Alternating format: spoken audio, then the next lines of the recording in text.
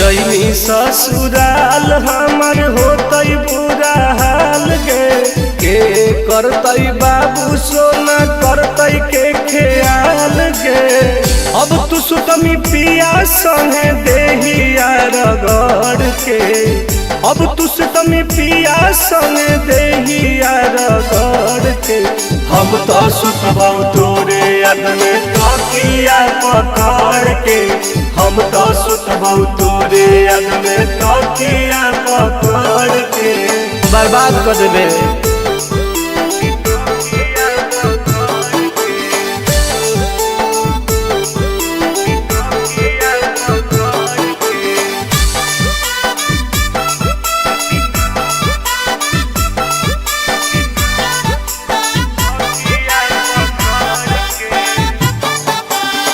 जानो ही सोनवा करमी फोनवा बलक गे, मैसेज करबौ तो कर दे मिलक गे। सब जानो ही गे, जानो ही सोनवा करमी फोनवा बलक गे, मैसेज करबौ तो कर दे मिलक गे।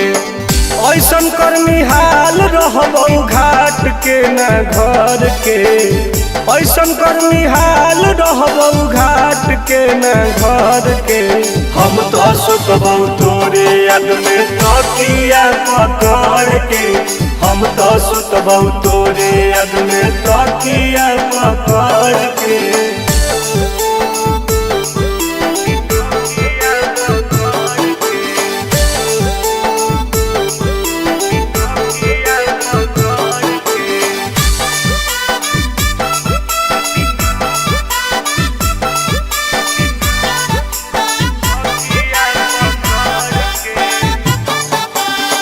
अपने तू मजा लुटमी देखे हमारा सजा गे, छोड़ के टुन टुन के धर्मी आनंद के पाजा गे।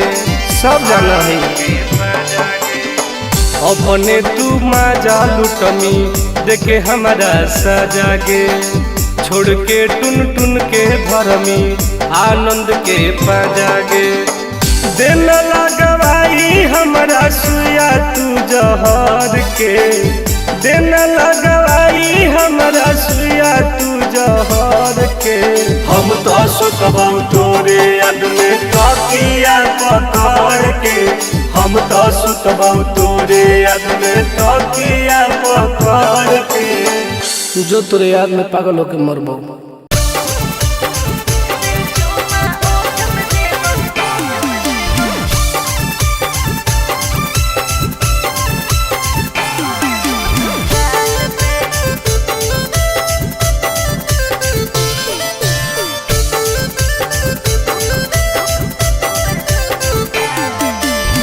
मिले आई बहुत तोरा से तो देनी कौन चीज गे, दिलावा के पतिया बता दे तू प्लीज गे।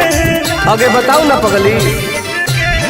मिले आई बहुत तोरा से तो देनी कौन चीज गे, दिलावा के पतिया बता दे तू प्लीज गे।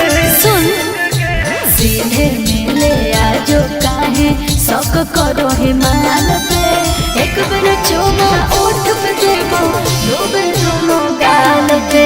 सीधे मिले आजो काहे शौक करो हिमाल पे, एक बार चुमा ओठ पे देबो दो बार दोनों गाल पे। साचो हरे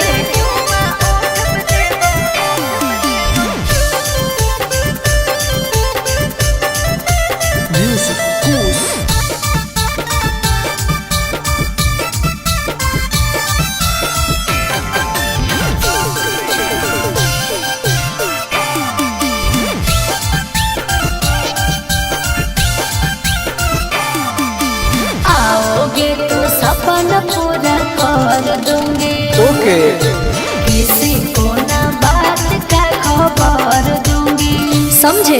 अगे देनी नहीं तो गरम हो तो परागे कि दिन में देखाई देमी तारागे।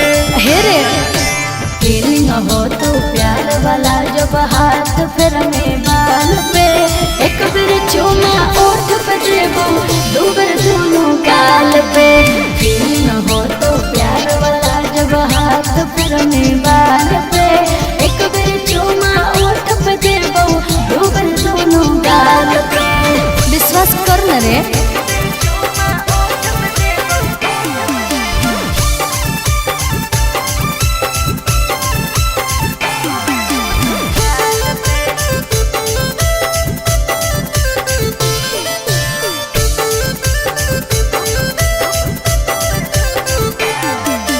डरते हो क्यों इतना घबराते हो नहीं तो बोल के तुम मिलने नहीं आते हो ऐसा नहीं है। आगे कैसे कहियो दिलवा कैसे सहो हो आनंद पारा काश टुन टुन कहो हो हे रे हो जाएंगे दीवाना हमर सूट देखे लाल पे एक बेर चुमा ओठ पे ली दो बेर दोनों गाल पे सीधे मिले आज काहे साक करो हिमान पे एक बेर चुमा ओठ पे ली दो बेर दोनों गाल पे आज है ओके बेबी।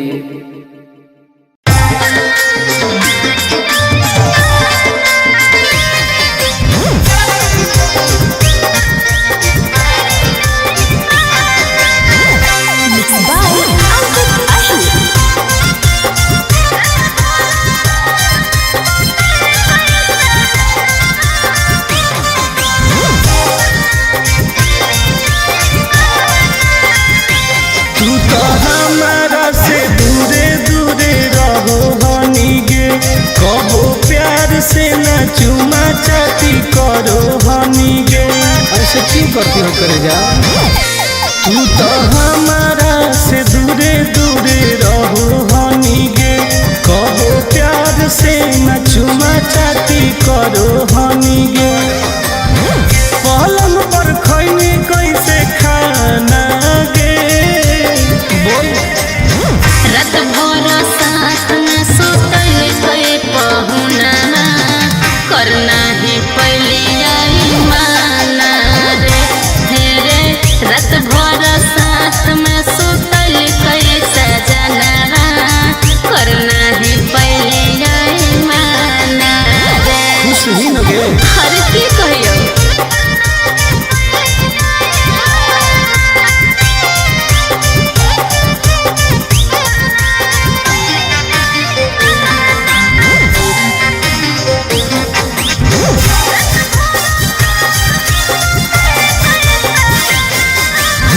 हो कि ना दुख मिलो हो कितना सुख हमर ले जा पियवा को के परेशान कहू हलियै हम छोड़ेला नहीं होलै में हर बार बुझले हो गई कोई से दीवाना गे रात भर साथ में सुतल कई पहुना करना ही पहली आई माना रे रात भर साथ में सुतल कई बलमुना करना ही पहली आई माना रे